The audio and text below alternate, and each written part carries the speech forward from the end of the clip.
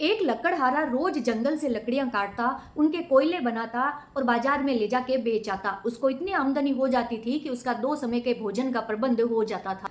एक दिन नगर का राजा अपने कुछ साथियों के साथ जंगल से गुजर रहा था। अचानक राजा को प्यास लगी। उसने अपने साथियों से कहा, मुझे प्यास लगी है। परंतु साथियों ने बोला कि पानी तो खत्म हो गया है, पानी नहीं है।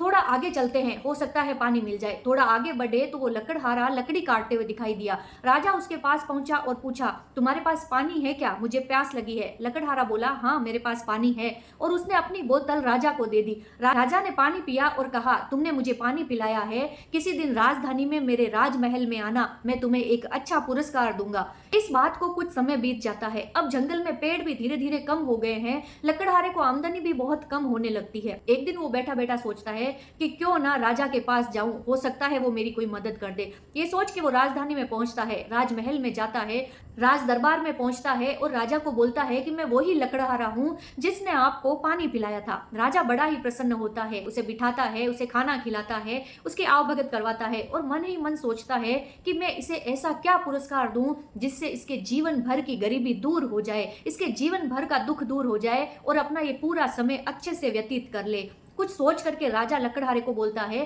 कि मेरे साथ चलो। वह लकड़हारे को लेकर के राजमहल के पीछे आता है। पीछे लकड़हारा देखता है कि एक बहुत ही बड़ा बाग है जिसके अंदर चंदन के पेड़ ही पेड़ हैं। इतना बड़ा बाग देख करके लकड़हारा बड़ा ही खुश होता है।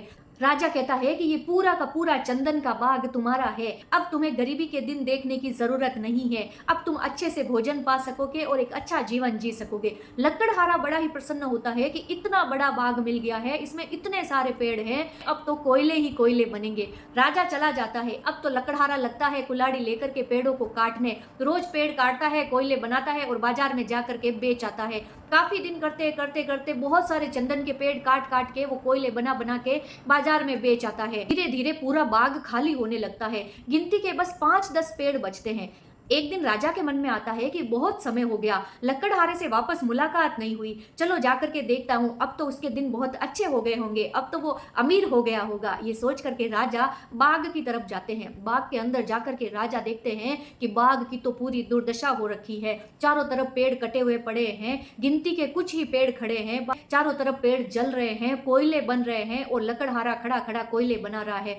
राजा ये सब देख करके हैरान रह जाता है। वे लकड़हारे के पास जाकर के पूछता है कि ये सब तुमने क्या किया? लकड़हारा कहता है, महाराज आपकी दया से अब तक तो जीवन बड़े ही अच्छे से बीत गया। इतने पेड़ थे इसलिए कोयले बनाने में कोई दिक्कत नहीं आई, परंतु महाराज अब ये बाग खत्म हो गया है, गिनती के 5-10 पेड़ बचे हैं। अगर आप मुझे ऐसा ही कोई और बाग दे दो तो कुछ दिन मेरा जीवन और अच्छे से चल जाएगा। राजा अपना सर पीट लेता है, फिर कहता है कि मैं इसी बाग में यहीं पे खड़ा हूँ, तो तुम इस चंदन की लकड़ी के कोयले मत बनाओ, इस लकड़ी को ही बाजार लेके जाओ और इस लकड़ी को बेच के वापस आओ।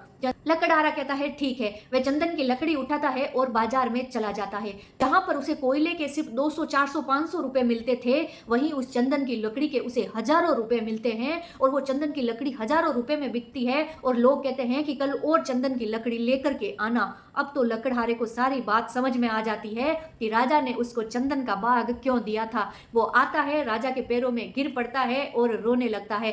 कहता है, महाराज मुझे चंदन की लकड़ी का महत्व तो समझ में आया, परंतु बड़े ही देर से समझ में आया। जब मेरा आधे से ज्यादा जीवन कोयले बनाने में बीत गया, उसके बाद मुझे इस चंदन के बाग का महत्व समझ में आया। कहने का मतलब ये है कि भगवान ने भी हमें ये चंदन के बाग रूपी एक अनमोल मनुष्य जीवन दिया है, जो उतना ही अनमोल है जितना कि चंदन की लकड़ी। परंतु हम लोग क्या कर रहे हैं? हम लोग उसी लकड़हारे की तरह हर दिन अपने इस अनमोल, इस अमूल्य जीवन के कोयले बना रहे हैं। कभी किसी से द्वेष रख के, कभी किसी से लड़ाइयां करके, कभी किसी से ईर्ष्या करके, तो कभी कुछ गलत कर्म करके हर दिन हम इस अपने चंदन रूपी बाग के कोयले बनाते जा रहे हैं। और जब तक हमें इस चंदन रूपी बाग का महत्व समझ में आएगा, तब तक हमारी आधी जिंदगी कोयले बनाने में बीत चुकी होगी। तो अब भी समझ जाइए और जो जीवन शेष बचा है उसे भगवान की भक्ति में लगाइए, ताकि हमें जिस उद्देश्य के लिए ये मनुष्य रूपी जीवन दिया है वो सार्थक हो जाए। जय श्री कृष्ण।